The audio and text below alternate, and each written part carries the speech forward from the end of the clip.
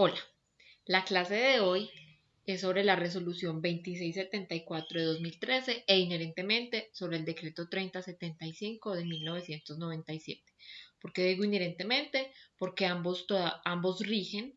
El decreto fue el primero que se sacó en 1997 y luego en el 2013 se hicieron algunas ampliaciones de algunos artículos del decreto 3075 que luego les estaré hablando. Pero en términos de consulta general, se sigue consultando el decreto 3075 y la resolución 2674, teniendo la resolución 2674 unos aspectos que se ampliaron. Muy bien. Dentro de la resolución y el decreto encontramos 4 títulos y cada título contiene su respectivo capítulo y sus respectivos artículos. En el título 1 podemos encontrar lo que son las disposiciones generales. Nos hablan del objetivo de la normatividad, nos dicen que el objetivo de generar esta normatividad es establecer los requisitos sanitarios que se deben cumplir con todo lo relacionado con los alimentos, fabricación, transporte, almacenamiento e incluso aquellos trámites documentales como son la notificación, permiso y registro sanitario. También en ese título 1 encontramos a quién va dirigido. Esta normatividad va dirigida a todas las personas naturales o jurídicas encargadas o dedicadas de las actividades de fabricación, procesamiento, de todo lo relacionado con alimentos, al personal manipulador y también es de motivo o genera consulta para las autoridades sanitarias que ejercen las actividades de inspección, vigilancia y control sanitario. Es decir, ¿qué quiere decir esto? Que la autoridad sanitaria, llámese Secretaría de Salud o llámese INVIMA, consulta o tiene como parámetros a la resolución y al decreto, incluidas otras normatividades que ya luego estaremos mirando. También encontramos en el título 1 en el artículo 3 las definiciones. Hay varias definiciones para que ustedes las consulten. Las que vamos a mencionar en la clase de hoy son importantes para que entendamos los trámites que se realizan para la notificación, permiso y registro sanitario. Entonces me dan 3 definiciones. Una de alimentos de mayor riesgo en salud pública, que es a los que también hemos denominado alimentos de alto riesgo, que son aquellos alimentos que por sus características tienden a contener bacterias patógenas o son alimentos que si no se almacenan adecuadamente puede haber la proliferación de estos microorganismos que son los que enferman. A estos alimentos de mayor riesgo en la salud pública, entonces incluimos, por ejemplo, alimentos derivados de las leches, alimentos derivados cárnicos, de los huevos o alimentos que en general tienen alto contenido nutricional y alto contenido de agua. Esos son los alimentos más susceptibles a la contaminación microbiana. Luego están los alimentos de riesgo medio en la salud pública, que son aquellos alimentos que no contienen naturalmente bacterias patógenas, pero por sus características nutricionales pueden generar o favorecer el crecimiento de microorganismos. A estos alimentos de medio riesgo en salud pública son los que consideramos alimentos que en alguno de sus ingredientes contienen alimentos que tienen alta cantidad de agua. Por ejemplo, los panes o por ejemplo las galletas o algunos alimentos enlatados. Y los alimentos de menor riesgo en la salud pública son los que pueden durar muchísimo tiempo en almacenamiento sin que se venzan rápidamente. Por lo regular, estos son granos o alimentos secos. Los alimentos secos los podemos meter dentro de este grupo. Luego entonces está la definición de notificación, permiso y registro. Entonces, para aclarar, la notificación, esto luego les hablo más adelante, la notificación se da para los alimentos de menor riesgo o de bajo riesgo o no perecederos. El permiso sanitario se expide para los alimentos de mediano riesgo o medio riesgo en la salud pública. Y el registro sanitario se debe expedir para esos alimentos que se consideran alimentos de alto riesgo o de mayor riesgo para la salud pública. Muy bien, luego retomaremos esto del permiso, notificación y registro más adelante. En el título 2 encontramos en el capítulo 1 que me hablan de las condiciones específicas que deben reunir edificaciones e instalaciones. Encontramos que me habla de la localización y accesos. Les voy a hablar de los debe de la norma. Entonces la norma es larga, pero yo en esta presentación hice una parte de los debe, es decir, de lo que se debe cumplir según la normatividad. En la localización y accesos, el sitio donde se preparen los alimentos debe estar alejado de cualquier foco de insalubridad, llámese una canalización o un sitio donde se acumulen malezas o donde pueda haber acumulación de animales o plagas. Debe estar diseñada de tal manera que proteja totalmente el exterior y además que tenga tamaños y circulación adecuados. Y además los materiales de construcción no deben o no deben liberar elementos tóxicos que puedan contaminar el alimento. Y luego ya en la parte de condiciones específicas del área de proceso me habla de las condiciones específicas que deben reunir los pisos, los drenajes, las paredes, los techos, las ventanas. En esta parte me dice, los pisos deben ser lisos, no deben tener grietas, entre uniones de piso y pared deben ser redondeados, deben ser de colores claros, de fácil limpieza, desinfección y esas mismas condiciones deben cumplir paredes, techos, ventanas y otras aberturas. Además, las puertas deben impedir el ingreso fácilmente de plagas, escaleras y elevadores se deben permitir lavar y desinfectar completamente, la iluminación debe ser suficiente, bien sea natural o artificial, para evaluar todos los procesos de calidad que lleva el alimento y la ventilación se debe procurar que sea adecuada y que no haya recirculación de aire contaminado de otras áreas. Es decir, para una empresa donde tengan área sucia, como por ejemplo el desposte de ganado, ese aire que pasa ya a la parte donde se empaca no debe recircular. En el mismo capítulo, en el título 2 también me está hablando también del control de calidad de agua potable. Entonces me dice, el agua que se utilice en la fábrica debe ser de calidad potable y debe cumplir con la resolución 2115 de 2007. Entonces, como ustedes pueden ver, ya la resolución me empieza a hablar de otras resoluciones que también se deben cumplir dentro del área de preparación de alimentos, que es la situación en que nosotros deseemos tener un restaurante o prepararnos para una visita de Secretaría de Salud o INVIMA, debemos tener en cuenta esas otras resoluciones de las que nos habla la normatividad.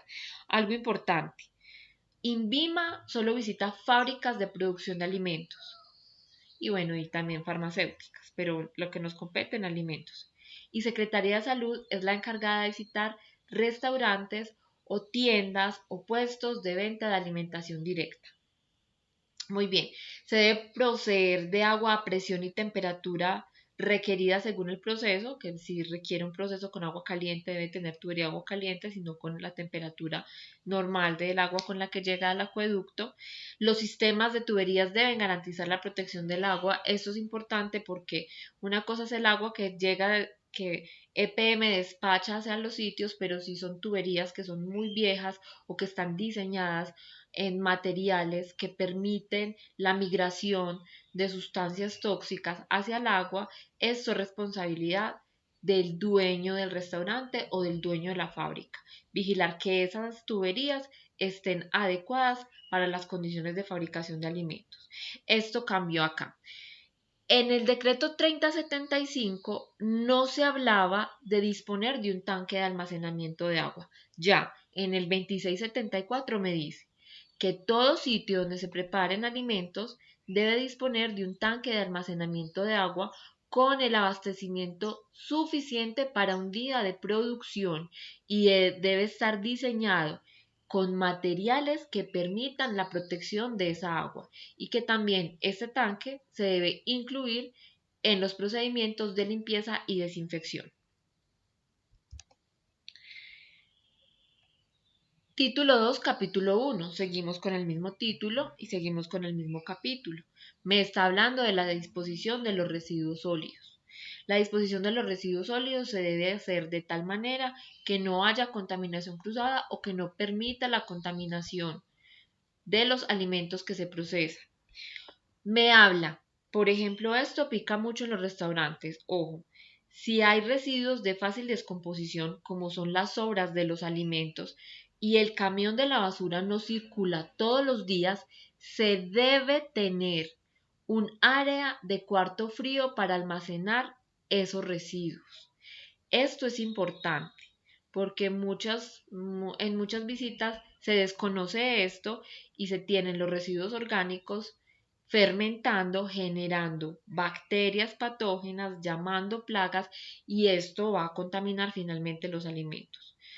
Me dice que si se generan residuos peligrosos, ¿cuáles son los residuos peligrosos? Residuos que provengan de secreciones humanas, llámese sangre, etcétera.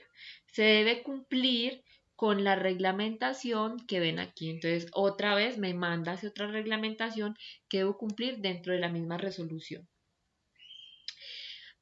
Edificaciones e instalaciones sanitarias. Eso también cambió. Decreto 3075 no especificaba esto que les voy a decir. Me dice que debe disponer de instalaciones sanitarias y vestieres en cantidad suficientes, separadas por sexos, siempre y cuando hayan más de 100 empleados. Si es menor de 100 empleados, se puede disponer de un solo vestir y un solo baño para hombres y mujeres, es decir, mixto. Pero sí, el vestir debe estar completamente separado del sanitario. Se deben instalar grifos de accionamiento no manual o de acción indirecta, bien sea de pedal, bien sea de sensor. Esos baños deben estar dotados, recuerden que les estoy hablando de los deben. Esos baños deben estar dotados de papel higiénico, de jabón. No es necesario que sea jabón desinfectante. Para los virus no es necesario, pero la resolución me habla de jabón desinfectante para las bacterias. Implementos para el secado de manos. Se debe disponer de toallas desechables o los dispositivos de calor, eso también hay que evaluarlo un poco porque en esos dispositivos se almacenan muchos microorganismos. En el título 2, en el capítulo 2, ya me está hablando de las condiciones que deben reunir los equipos y utensilios. Para elegir los materiales o saber cuáles son los materiales para poner en contacto con los alimentos, se deben consultar estas normas. La resolución 683, 4142, 4143 de 2012. Esas tres normas están hablando de los materiales adecuados para todas las superficies que entren en contacto con alimentos. En cuanto a los equipos, deben estar diseñados de manera que se evite el contacto del alimento con el ambiente que lo rodea. ¿Qué quiere decir esto? Si es una marmita de cocción, por ejemplo, debe estar diseñada con tapa o debe estar diseñada de manera que pueda aislar el alimento del medio ambiente. Si se utilizan tuberías para el desplazamiento o para la conducción de alimentos, estas también deben cumplir con las mismas condiciones de los equipos. Las mesas y mesones, esto es muy importante, además de las condiciones del material sanitario con el que deben cumplir, no pueden tener ni bordes ni aristas que dificulten la limpieza. Esto también para proteger al empleado de que tenga lesiones. Todos los equipos que se utilicen en una cocina, en una fábrica, deben ser desmontables. No puede haber ningún equipo fijo, deben ser desmontables para que se puedan realizar las operaciones de limpieza y desinfección y además las operaciones de mantenimiento de la manera adecuada. Todas las piezas de cualquier equipo que se utilice para la fabricación de alimentos debe permitirse lavar, porque ahí en esas piezas más pequeñas es donde quedan acumuladas las bacterias. Muy importante esto, los ángulos internos del equipo que se fabrique o que esté dentro de la cocina o dentro de la fábrica deben poseer curvatura continua, deben ser curvados, porque si tiene esquinas como si fuera un cuadrado, en esa esquina van a quedar acumulados residuos de alimentos. Al quedar acumulados residuos de alimentos, va a haber proliferación de bacterias y de esta manera el equipo siempre va a estar contaminado. En el título 2, en el capítulo 3, ya me está hablando de los de lo que debe hacer o de lo que se necesita tener el personal manipulador de alimentos. 1. El estado de salud. ¿Cómo sabemos que el empleado está bien? Mediante los exámenes reglamentarios. Se debe hacer un reconocimiento médico que diga que es apto para manipular alimentos, pero el médico solo puede decir eso cuando vea los 3 exámenes que se hacen regularmente, el copriológico, el KOH de uñas y el frotis-faríngeo. Una vez se tengan resultados negativos para esos 3 exámenes, un médico, solo un médico, nadie más, puede expedir el reconocimiento de aptitud de manipulación de alimentos y este certificado debe descansar en el punto, en el restaurante o en la fábrica. Los empleados deben recibir educación y capacitación continua. Esto también cambió con respecto a Decreto 3075. Resolución 2674 ya está hablando de que una vez se obtenga el carnet de manipulación, que es obligatorio, la empresa o fábrica o restaurante se puede hacer responsable mediante personal idóneo. Personal idóneo no es que el gerente que es modista, va y le dicta la capacitación, sino personas competentes en el área, tecnólogos de alimentos, ingenieros de alimentos, profesionales en alimentos, dicten estas capacitaciones con una intensidad horaria de 10 horas al año. Con esto ya no sería necesario renovar el carnet de manipulación, pero sí se hace necesario que se tenga este curso de capacitación que repose. Este plan de capacitación debe reposar también en el punto, es un documento y debe contener un cronograma, duración, qué recursos o metodología didáctica, los capacitadores, profesión, qué evaluación y qué seguimiento se va a hacer una vez se haya hecho el curso. Para los manipuladores de alimentos deben cumplir con todas las prácticas higiénicas y medidas de protección que ustedes ya bien conocen por los cursos que han recibido de manipulación de alimentos y por todo lo que les hemos venido hablando durante estos años de formación en alimentos. En el título 2, en el capítulo 4, ya me está hablando de los requisitos higiénicos de fabricación. Entonces, primero me habla de las condiciones que deben reunir las materias primas. Todas las materias primas que lleguen al establecimiento deben estar rotuladas de acuerdo a la resolución 5109 de 2015. Absolutamente todas. ¿Qué quiere decir esto? Que llega una autoridad competente, digamos Secretaría de Salud, y dentro de su restaurante usted tiene alimentos sin rótulos de fábrica, los puede decomisar porque representan riesgo de salud pública, ya que no se identifican fechas de vencimiento, números de lote, fechas de fabricación, etc. Entonces, todos los alimentos deben estar rotulados de acuerdo a la resolución 5109 de 2005. Y los envases y embalajes deben cumplir con estas resoluciones que les relaciono acá.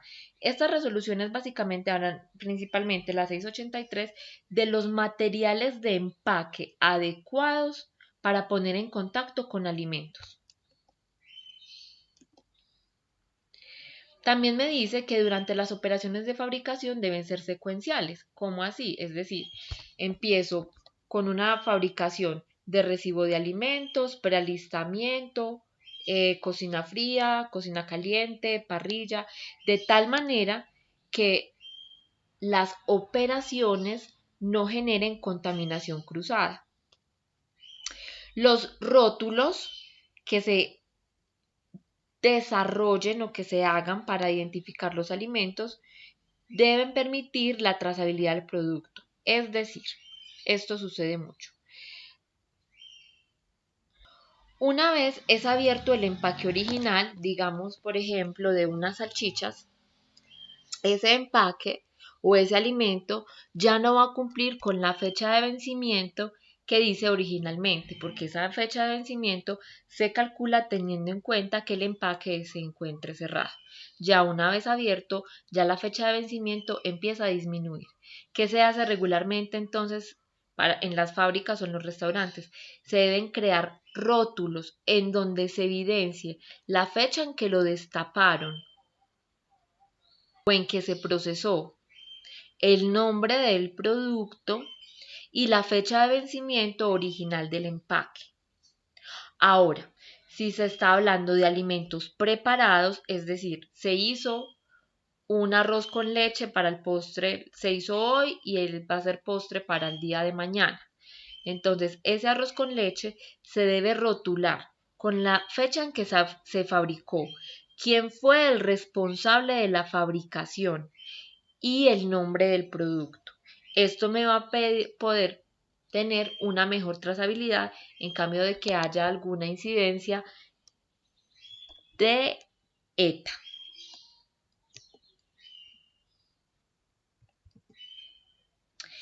En el título 2, capítulo 5, ya hablan de el aseguramiento y control de la calidad, de lo que se debe tener entonces. Todos los establecimientos deben tener un control de proveedores, es decir, un sistema que asegure la calidad de los productos, bien sea mediante visitas al proveedor o mediante inspecciones organolépticas, físico-químicas durante la recepción de los productos. Como así, por ejemplo, toma de temperaturas, inspección visual del empaque, del color, la inspección organoléptica que incluye olor característico, textura característica. También en el establecimiento se debe tener un control de calidad de las operaciones de fabricación, sobre todo de aquellas que consideramos que son puntos críticos. Por ejemplo, la temperatura de cocción de una carne. Por ejemplo, la temperatura de almacenamiento de alimentos de mayor riesgo, etc. Este sistema de control debe cubrir todas las etapas del proceso del alimento, desde la recepción hasta su distribución final, cuidando todas aquellas variables que pueden ser de mayor riesgo si no se controlan. Y este sistema debe estar documentado. Por lo regular, se documenta con el plan de saneamiento básico y con el programa de control de proveedores. En el plan de saneamiento básico que me habla ya en el título 2, en el capítulo 6, me habla del plan de saneamiento básico de los 4 programas que se deben tener escritos en el sitio, escritos e implementados. Estos 4 programas son limpieza y desinfección.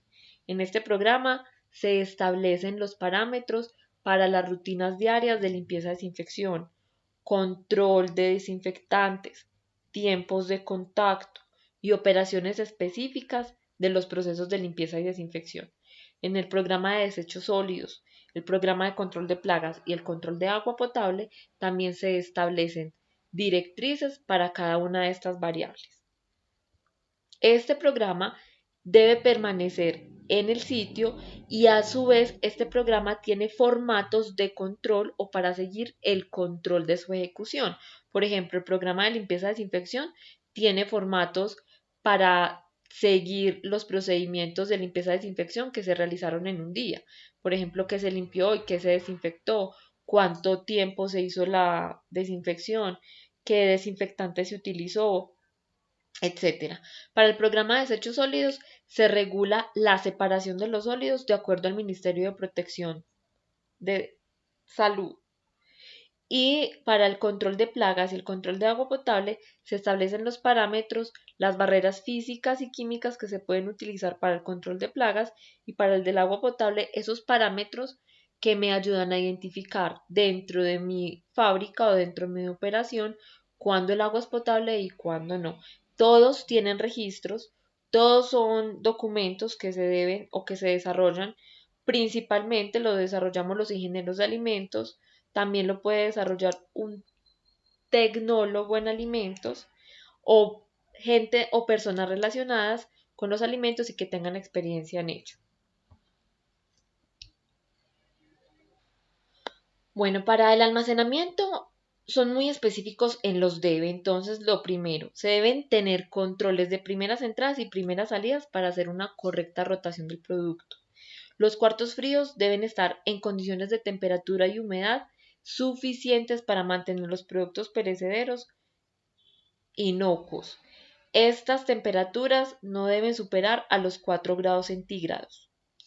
El almacenamiento de insumos y materias primas y materias terminadas debe estar ordenado, siempre sobre estivas, separados del piso y del muro. Es muy importante esa separación. Se debe hacer una separación del piso, por lo menos. Los alimentos deben estar separados por lo menos 60 centímetros de la pared y a 15 centímetros del piso. Esto para evitar la condensación de humedad que favorece el crecimiento de hongos. Además, también favorece la acumulación de plagas porque no se hace una inspección visual diaria de esos rincones a donde difícilmente llega nuestra mirada.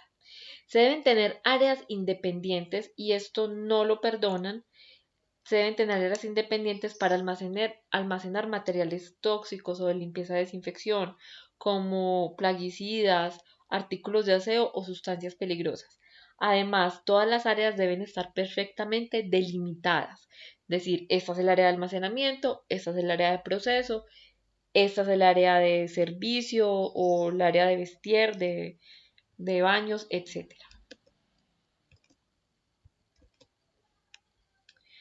Para el transporte, se habla del transporte en el capítulo 7. Hablan de las condiciones que deben tener los carros de transporte. Si son carros que están transportando alimentos de alto riesgo, deben tener un termorregulador con temperaturas de 4 más o menos 2 grados centígrados, es decir, pueden ser 6 grados por arriba, 6 grados o 2 grados, y la congelación que sea inferior a los menos 18 grados centígrados. Estos carros deben también facilitar toda la limpieza y ningún alimento debe estar dispuesto sobre el piso del transporte. Siempre deben estar puestos sobre estivas y siempre deben tener la leyenda transporte de alimentos. Ya en el título 2, en el capítulo 7, ya habla de los sitios donde se expenden alimentos, como quien dice las tiendas. Entonces, ¿qué pasa con las tiendas o los supermercados? Ellos deben cumplir específicamente, bueno, entre las otras condiciones, pero hay un capítulo exclusivo para ellos, que sería el capítulo 7. En el expendio de los alimentos se deben garantizar las condiciones de conservación de los alimentos. Entonces, según los alimentos que sean, se debe contar con las estanterías, con los cuartos de refrigeración o con cabinas de refrigeración y de exhibición. Se debe evitar almacenar alimentos crudos con alimentos procesados. Eso también para los alimentos en la fabricación o en el restaurante.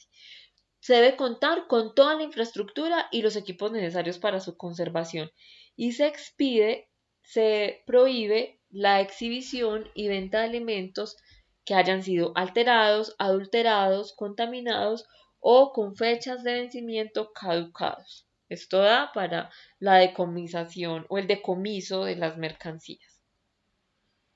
En el capítulo 8 se habla o también hay un capítulo exclusivo para los restaurantes y establecimientos gastronómicos. Fácilmente o básicamente deben cumplir con todas las condiciones que les acabo de mencionar, pero hacen un especial énfasis en que las áreas deben ser independientes, es decir, el restaurante o el sitio donde se estén procesando los alimentos debe ser independiente de cualquier tipo de vivienda, independiente. O sea, puede ser que yo tenga 3 pisos, en el primer piso vivo, pero en el segundo y tercer piso es mi fábrica. Es independiente, o sea, no puede estar en el mismo piso teniendo la fábrica y uno viviendo dentro de la fábrica o dentro del restaurante. Igual, para la ubicación, deben estar ubicados lejos de cualquier foco de insalubridad, debe disponer de abastecimiento de agua potable, debe contar con servicios sanitarios en la cantidad suficiente que ahora les mencioné. Si son mayores de 6 se deben contar para hombres y para mujeres. Si se está hablando de un centro comercial, pueden utilizar los baños miren que aquí el capítulo, aquí la norma, me dice que se pueden utilizar los servicios sanitarios ubicados dentro de los centros comerciales, pero sí deben contar con una red de alcantarillado para la disposición adecuada de los residuos sólidos y los residuos líquidos. Me habla también del piso, de los pisos. Lo que les mencionaba, los pisos deben ser construidos y diseñados como se mencionó en el capítulo de las edificaciones y las instalaciones. Muy importante, todos los pisos deben tener una pendiente de hasta el 2% hacia el drenaje. Es decir, en el área de fabricación debe haber un drenaje de agua. Esto también es es otro debe de la resolución. Un drenaje de agua de más o menos unos 10 centímetros de diámetro con una pendiente de inclinación el piso de 2% para que no haya acumulación de agua. Las paredes deben tener las mismas condiciones, colores claros, materiales resistentes que no se descascaren, que me permitan hacer adecuados operaciones de limpieza, desinfección. Me habla de los techos deben evitar la acumulación de residuos o de polvo. Para esto entonces hablan se debe evitar el uso de techos dobles, es decir, techos con cielo raso. Si es que acaso se tiene este cielo raso, se debe poder lavar. Es decir, un cielo raso de icopor no va a servir, tiene que ser de un material que se pueda lavar. Debe poseer los recipientes en el material adecuado, con tapas, bolsas, los recipientes para disponer los residuos sólidos, y todas las operaciones deben evitar la contaminación cruzada, en especial el residuo de los alimentos. Debe haber un área exclusiva para la recepción de alimentos, que no puede ser dentro del mismo restaurante o dentro de la misma cocina. Para las frutas y hortalizas todas deben ser desinfectadas. Los desinfectantes los establece el Ministerio de Salud y Protección Social. Los permitidos son los que ya conocemos: hipoclorito, amonio cuaternario, etc. Y las mismas condiciones que deben cumplir los manipuladores. Y dice que el propietario es el responsable de la inocuidad de los alimentos que se preparan. Entonces el propietario del restaurante es el responsable de que todo esto se ejecute, si no es sobre él quien cae la responsabilidad penal en caso de que se dé alguna intoxicación y una posterior complicación llevada a la muerte. Finalmente, en el título 3, en el capítulo 1, ya me habla de las condiciones que se deben reunir para diligenciar el registro, permiso y notificación sanitaria. En el artículo 37 nos está hablando de cuáles son los alimentos que están excluidos de estos registros o de estas diligencias. Entonces, los productos naturales que no hayan sido sometidos a transformación, como frutas, granos, hortalizas, verduras, productos apícolas, etcétera, no necesitan registro, ni permiso, ni notificación, ni tampoco ninguna de las carnes, ni tampoco las materias primas que son de uso exclusivo para la industria y el sector gastronómico, ¿sí? Aquellas que son como a granel. Aquellas que no tienen marca comercial son todas estas que les acabé de nombrar. Entonces, las que no tienen marca comercial, que son, por ejemplo, los productos que no han sido transformados, los productos de origen animal y algunas materias primas para el uso de la industria gastronómica. Entonces, estos son las condiciones que se deben reunir para cada uno. El registro sanitario, esto también cambió con respecto al decreto 3075, principalmente esto. El registro sanitario se expide por 5 años, es decir, cada 5 años se debe modificar. El permiso sanitario se expide por 7 años y la notificación sanitaria se expide por 10 años. Aplica para alimentos importados y de origen nacional y para cualquiera de las modalidades para fabricar, vender, envasar, importar, etc. ¿Cuáles son los requisitos generales para el trámite? Entonces, para los alimentos nacionales deben llenar un formato de solicitud que establece el INVIMA, que se encuentra en la página del INVIMA, se descarga de allí y debe tener la ficha técnica del producto. en donde se deben especificar, si es que lo tienen, las concentraciones de los aditivos que se usaron según su dosis máxima de uso. ¿Recuerdan esto donde lo encontramos? En el Códex de Aditivos que vimos en primer semestre en procesos de alimentos. Para los alimentos importados, es decir, los que vienen del exterior, se debe diligenciar el formato de solicitud de INVIMA, también tener la ficha técnica del producto con las concentraciones de los aditivos, pero además debe adicionar el certificado de venta libre del país de origen y la autorización del fabricante al importador, dos documentos que se expiden desde el país de origen. Finalmente, en el título 4, en las disposiciones finales, nos hablan de la vigencia y nos hablan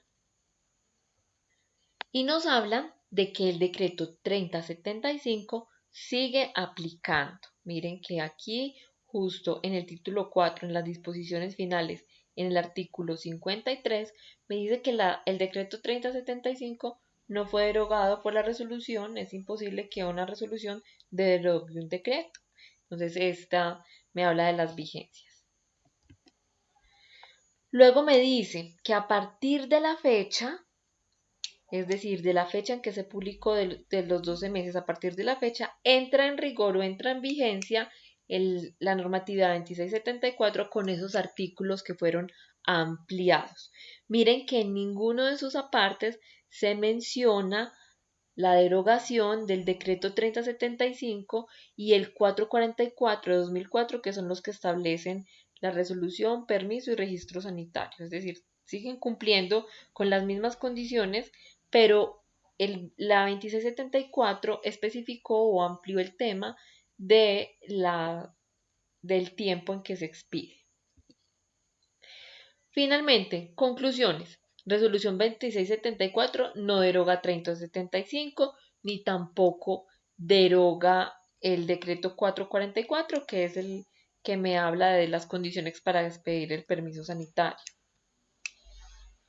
En el decreto 539 se deroga el capítulo 10 de las importaciones del decreto 3075. Entonces, este sí me derogó un capítulo que tiene el 3075. Este sí para las importaciones.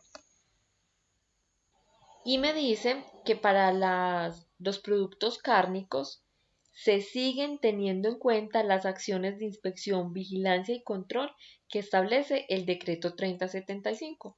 Por tanto, el decreto 3075 sigue muy vigente.